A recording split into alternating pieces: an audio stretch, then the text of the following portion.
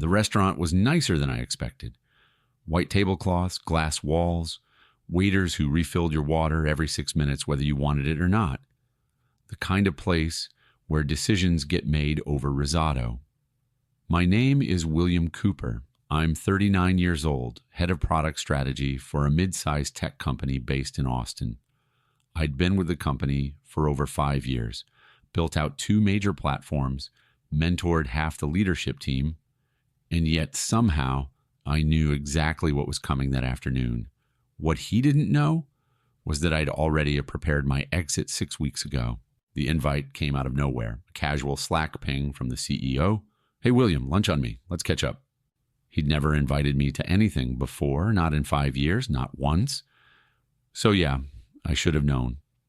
He greeted me with a handshake and a forced smile, said I looked tired, told the hostess, "Corner booth, please. We'll be talking shop." Translation, he didn't want anyone to hear what was coming.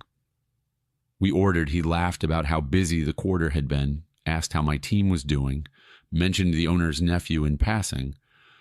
"Kid's got potential," he said. Then the smile faded. He folded his hands, and he said the line I'll never forget. "William, we're going in a different direction." No hesitation, just that. 11 words that ended 5 years of building the company's entire tech ecosystem, 5 years of hiring, of staying late, of launching software in my pajamas from hotel Wi-Fi during trade shows. Gone in a sentence. I didn't flinch, didn't ask why or when, didn't even ask about the nephew, even though I already knew it was about him. The new director of innovation, who still didn't know the difference between back-end and infrastructure. I just nodded slowly.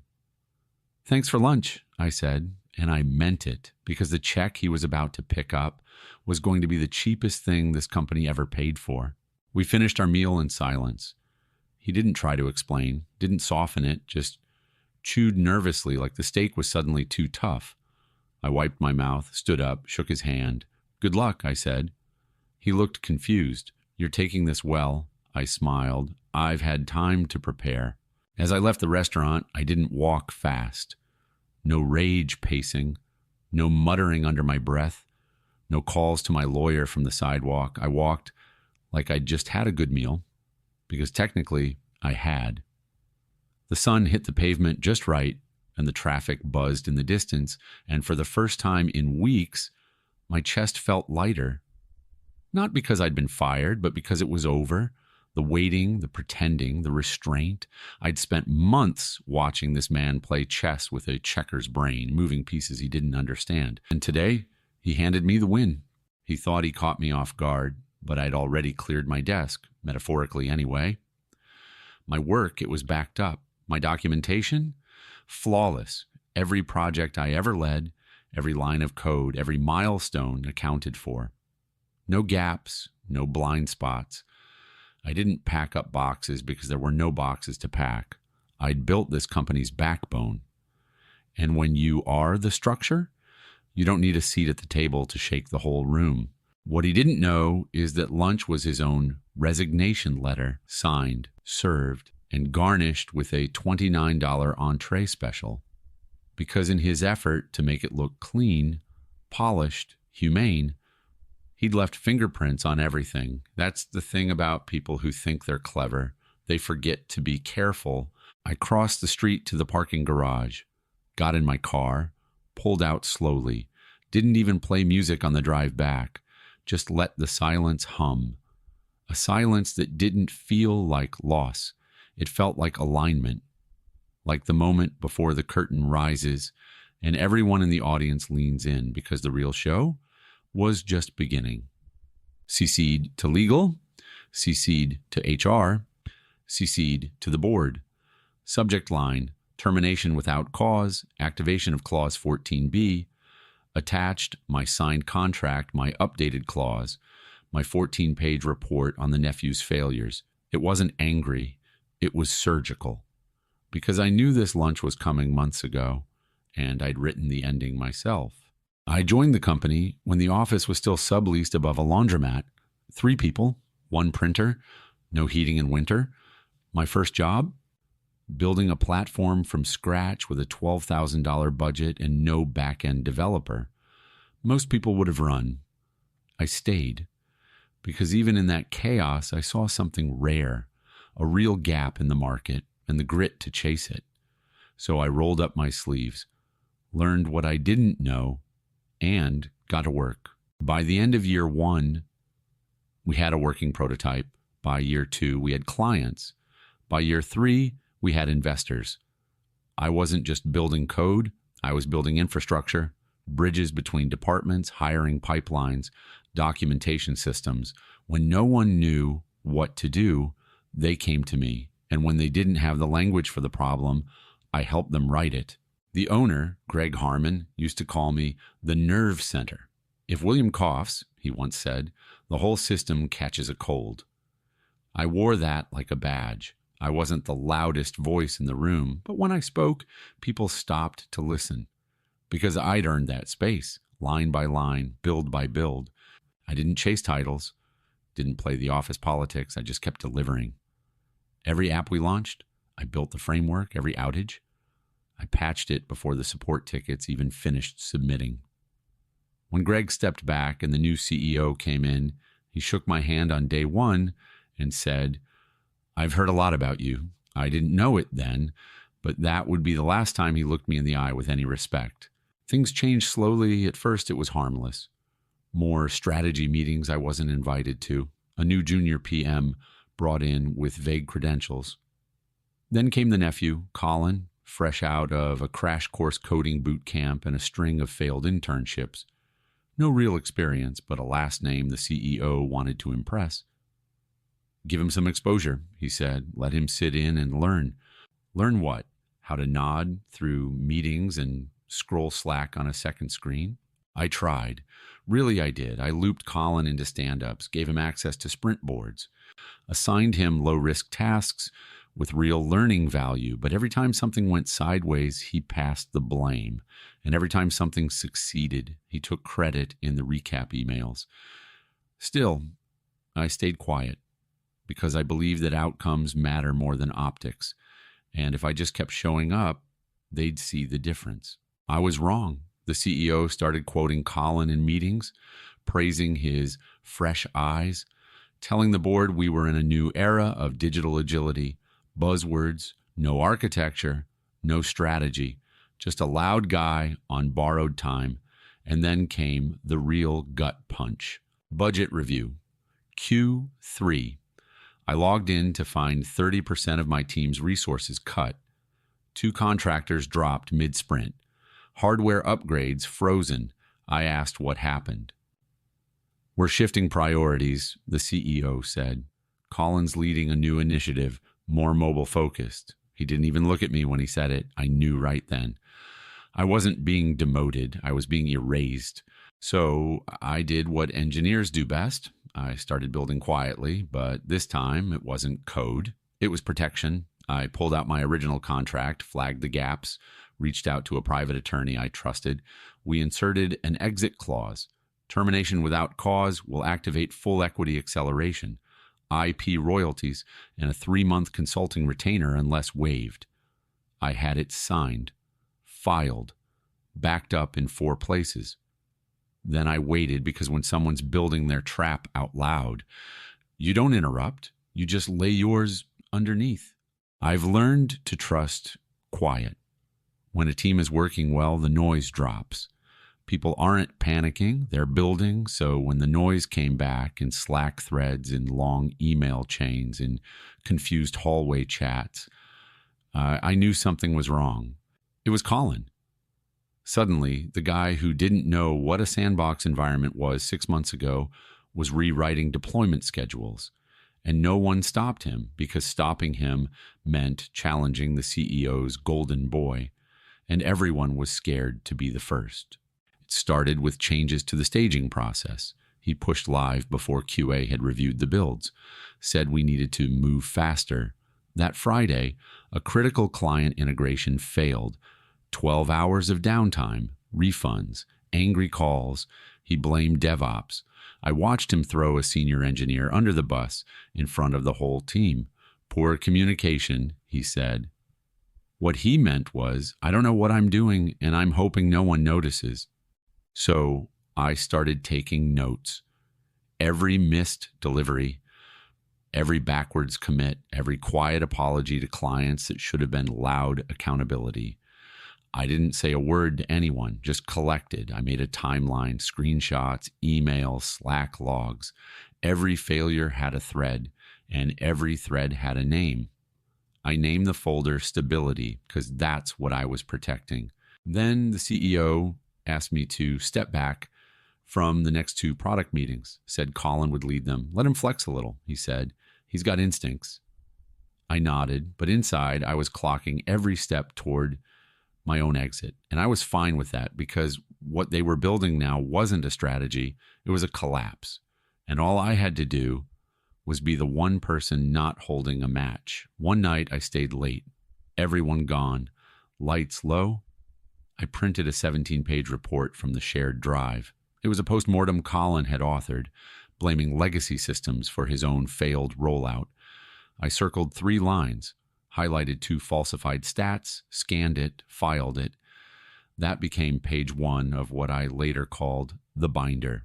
When my team came to me privately, one by one, I told them all the same thing. Keep your heads down, document your work, make no enemies. Because if you scream too soon, they label you difficult. But if you leave the whole thing in black and white, they have to read it, and eventually they will. I had a meeting with HR, informal. Routine, they said. It wasn't. They asked questions like, do you see yourself here long term? Are you comfortable with the new leadership dynamic? I answered like a pro. Smiled, spoke softly because this wasn't a defense. It was a timestamp. They were building their case, so I kept strengthening mine. I could see the burnout in my team's eyes, not from the work. They were built for the work, but from the whiplash. One week, Colin would say, we're pivoting to automation. The next, he'd kill the tools we needed and push for manual checks to stay agile. We weren't moving faster. We were moving dumber. Morale tanked. 2 engineers quit within a month. A third put in a remote request and quietly disappeared into silence. The CTO pinged me once. Hey, is everything cool on your side? I told him the truth. Depends what side I'm on this week. He didn't respond, didn't ask again. What stunned me most wasn't Colin's incompetence. It was the organization's tolerance for it. I realized it wasn't about ability anymore. It was about narrative. And in that story, I was the veteran standing in the way of fresh thinking. Never mind that the fresh thinking kept crashing the dev environment. Never mind that our last product update introduced bugs we hadn't seen since 2019. They didn't want stability. They wanted a headline. And I wasn't clickable enough. The restaurant was polished. Clean lines, open windows, a soft jazz playlist humming in the background. The CEO picked it, of course. He always liked to look like the kind of man who did casual power lunches, the kind who could fire you over wine without losing his appetite. I arrived 3 minutes early. He was already seated, scrolling his phone like he hadn't just yanked half my department's funding 2 weeks prior. He looked up, smiled. Hey, William, hope you're hungry? I sat down, didn't remove my jacket, did shake his hand and gave him a calm nod. We ordered. He chose something with truffle in it. Subtle flex. I asked for a steak, medium, no sides. He raised an eyebrow. Big meal? Big day, I said. He smiled like he didn't hear it, or maybe he just didn't understand what I meant. He started with small talk. The weather, a recent article about AI disrupting software teams, asked if I'd seen that Netflix documentary about leadership. Makes you think about Succession, huh? I smiled politely. Been thinking about it for a while now. The waitress dropped off our drinks. His was white wine. Mine was water, always water clear. Measured, intentional, just like this meeting. He waited until after we'd started eating. Fork halfway to his mouth, he said it like a line, rehearsed in front of a mirror. William, I want you to know how much we appreciate everything you've done. I didn't look up, just kept chewing. He continued. But we're going in a different direction. There it was. almost word for word what I expected. I nodded once. Okay. He looked surprised. That's it? You're making a call, I said. I respect that. He blinked. No hard feelings? I wiped my mouth with the napkin, set it on the table. None, but you'll want to check your inbox before the check comes. Then I stood up, buttoned my jacket, and walked out. By the time I hit the crosswalk, my email had already pinged. 3 delivery receipts confirmed. The CEO, HR Legal, and, most importantly, the board. Subject line, activation of clause 14B, termination without cause. Attached, my signed employment agreement, the clause highlighted in yellow, a 19-page PDF titled Operations Stability, Fiscal Year Impacts and Oversight Failures. Inside were screenshots, timelines, metrics, and names. The clause wasn't complex.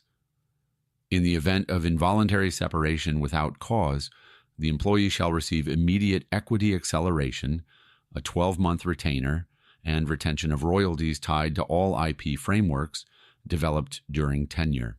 It was signed 2 years ago, quietly updated when the company's first acquisition talks started. He hadn't read it, or worse, he had, but didn't think it applied. That mistake was about to cost him millions. The first callback came from HR. I let it go to voicemail. Then came legal. They didn't leave a message. Then the board. That one I answered, because that call wasn't about damage control. It was about risk assessment. We weren't informed, one of them said. Now you are, I replied. Silence, then. Is this negotiable? No, I said. It's contractual. I spent the rest of the afternoon exactly how I'd planned. No rants, no long texts, no public posturing, just a walk through downtown, a trip to the bookstore, dinner with an old friend, someone who still built things with their hands. That night, as I sat on my balcony, the first apology came through. Not from the CEO, from the VP of People Ops. We should have consulted more broadly. We underestimated your role. I didn't respond because if you have to say that after someone's gone, you never understood their role in the first place. The next morning, headlines hit the startup blogs. Lead architect ousted weeks before product relaunch. Equity clause costs firm. Major talent and surprise departure.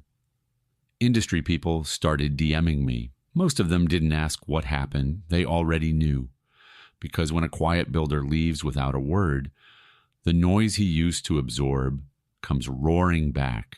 The CEO tried to save face, held a meeting, called it a strategic evolution, said he decided to centralize innovation under a more agile leadership model.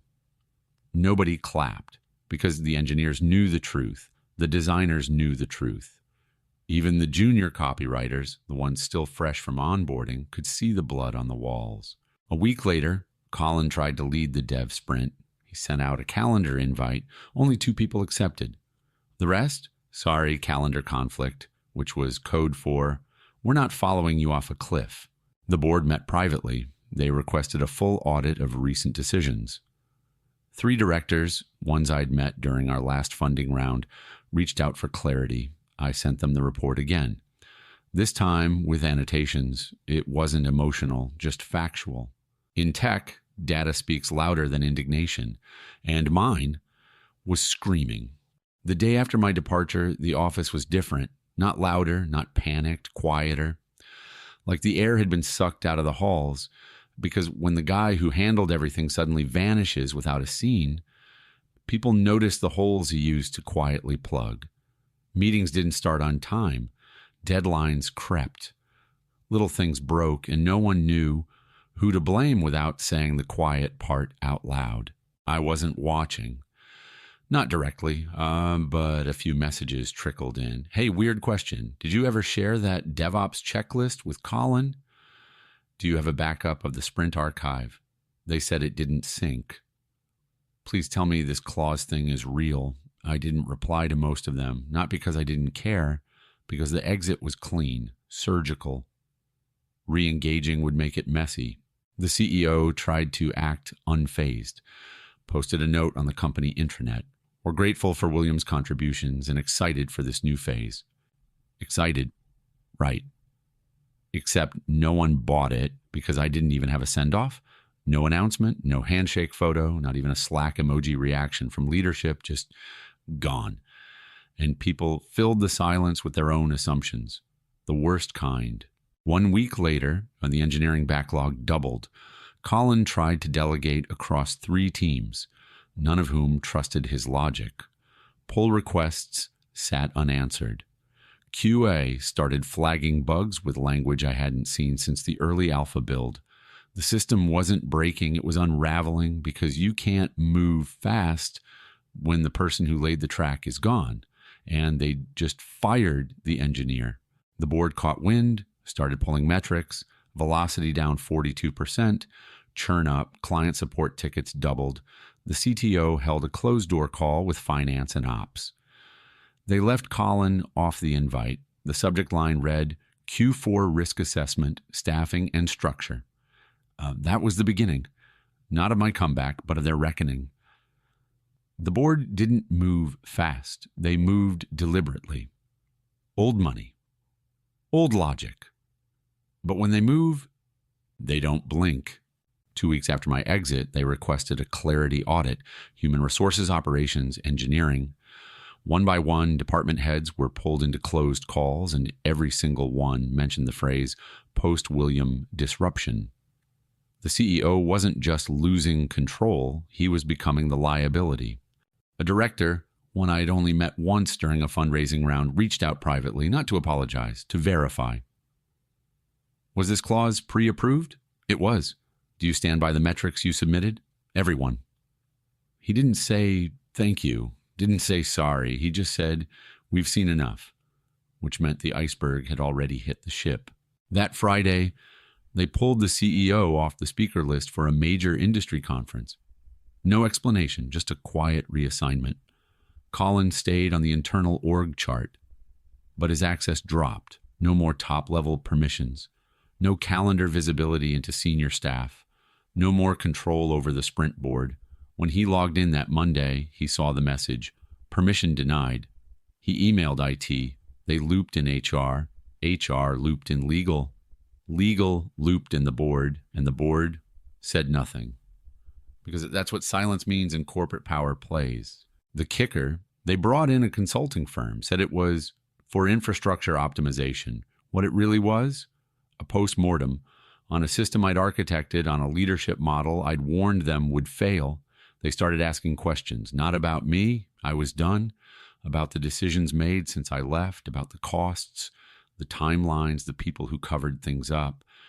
And every breadcrumb led back to the lunch table. I never heard from the CEO again.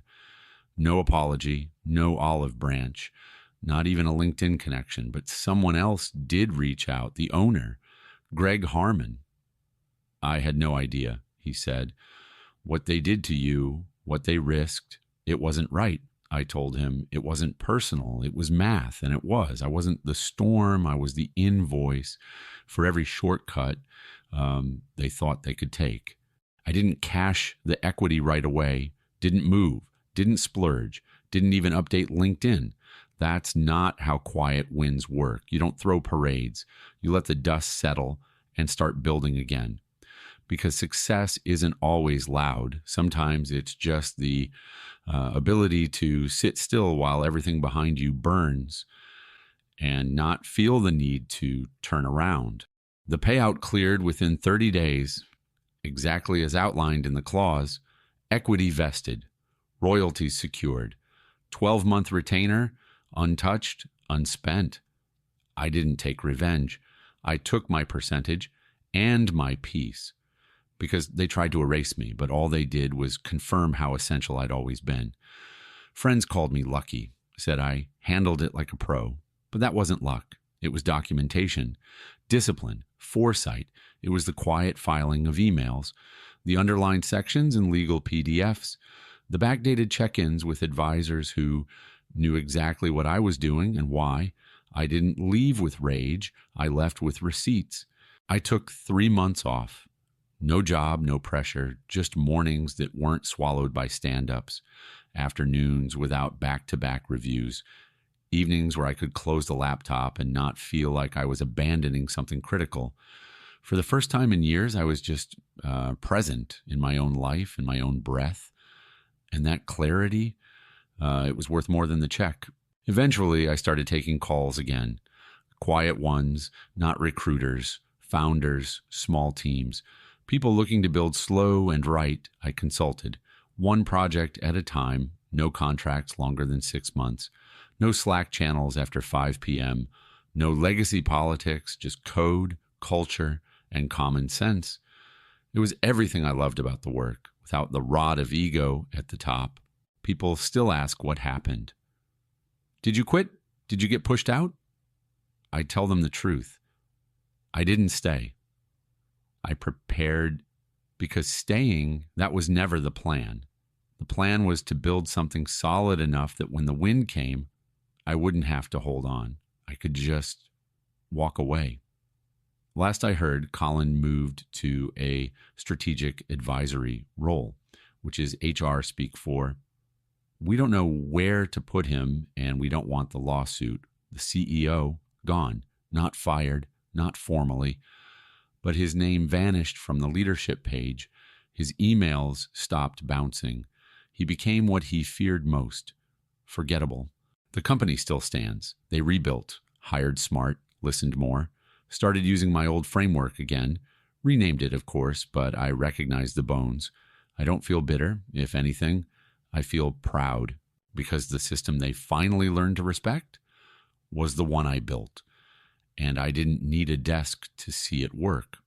Some nights I walk past the old office, lights still on, meetings still happening after hours, and I smile because I know what they don't, that true leverage isn't in access, it's in absence, that sometimes the most powerful seat at the table is the one that's empty.